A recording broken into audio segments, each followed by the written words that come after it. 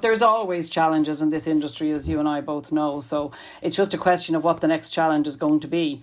I really believe in community. And when I joined the ITA first, when I set up the travel broker back in 1994, and I joined the ITA in 1995, which was the first opportunity, because you have to be in business for a year. Because I believe in being part of the community that I was working in, and I was part of that industry, and I wanted to feel part of that, and I wanted to contribute to it. And that was why I joined the board way back, and that's why I took on the role of president back in 2012 to contribute to the industry. And I just felt that the opportunity presented itself now with Pat's retirement, that I could make another contribution, a different contribution, and that I could use the years of experience that I have in the industry and with the ITA to the benefit of the members. And that's really what I wanted to do. So here I am, week 4. I think the one thing we know is that there is going to be another challenge. Just this weekend now, I'd say it's all about the Greek wildfires, and I've been trying to keep people safe with that. So the one thing we do know in this industry, that no matter what happens, where in the world, it will affect our industry, and it usually affects us first, whatever the challenge is. But we have proven over and over again how resilient we are. And a lot of the messaging that we had this weekend was about how, call your travel agent, have a travel agent, in your corner, have somebody to call. And that's what we do. And I think people do realise, I suppose 9/11 was a real urgent case in point. The ash cloud was another one. Any of the challenges that we've had over the last, as you say, 20 years have been, have proven again and again that having somebody there working on your behalf is really useful to have. And our clients, the clients that use travel agents, know that, and they know that having somebody in their corner is really, really good. And no matter where they are, whether it's something that's happened before they go on holidays, something that happens while they're on holidays, or something that happens at home while they're away and they need assistance, that all they have to do is pop an email or ring somebody, and somebody is there working for them, particularly, specifically for them, to solve their own personal crisis. But we are finding that younger people, particularly sort of people who would have been used to DIYing, and then they have children, or, they're getting that bit older themselves, and they think, oh, well, you know what? I don't want to spend the time, because it takes a lot of time, as we know, to actually plan a holiday. By the time you do all the research and Google everything, whatever, and put it all together, it takes a lot of time. And some people, having done that for years, say, you know what, I really don't want to do that. I really prefer somebody else to do it. And the other side of it then is people think, well, okay, I need somebody. The financial protection obviously is important, but also the fact of having somebody else's experience to draw on. Because your local ITA agent, well, if they don't know the answer to the question you're asking them, they generally have somebody else that they can find. They're only one removed from an expert in whatever it is you're asking them. The structure of the ITA has been the same probably for 50 years. So it is something. Our AGM is coming up now on the 24th of August.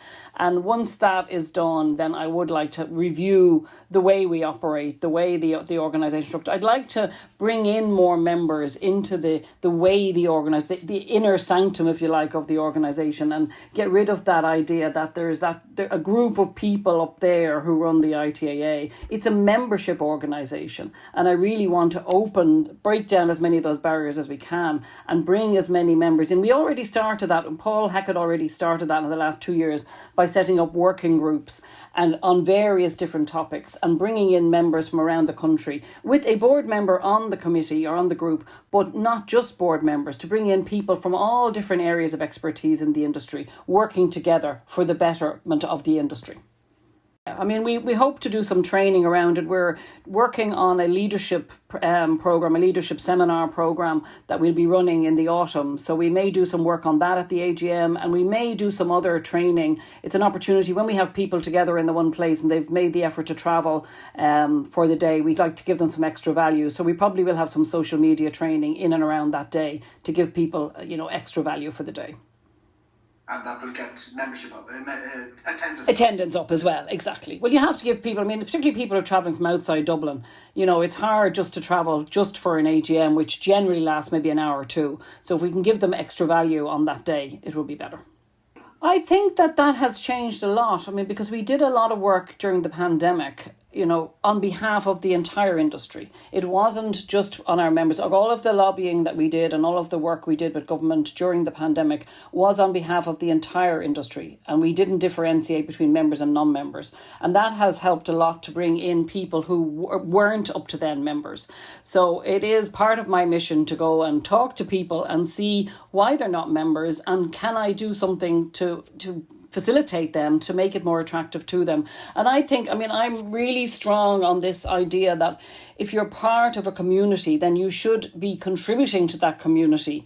And, you only get out of anything what you put into it. I've found over many years, I've been members of many organisations and associations, and I've always found the ones that I got really involved in, I got a lot out of. And, it's the same with anything. If you give, you get back. Part of our mission, actually, in our constitution, part of that is to liaise with other similar organisations. And I'm really interested in talking to other organisations, both in Ireland and abroad, to see what's happening, how do other associations and organisations structure themselves, how do they best serve their members, and then in Europe, particularly in the wider world as well, what are other travel agencies doing and other associations doing for their members that maybe we could learn from, and that maybe we can help them with things that we're doing really well as well. Yeah, I really want to work on the training end of it, the training and learning, attracting new people into the industry. I think particularly during the pandemic, we lost a lot of really talented people.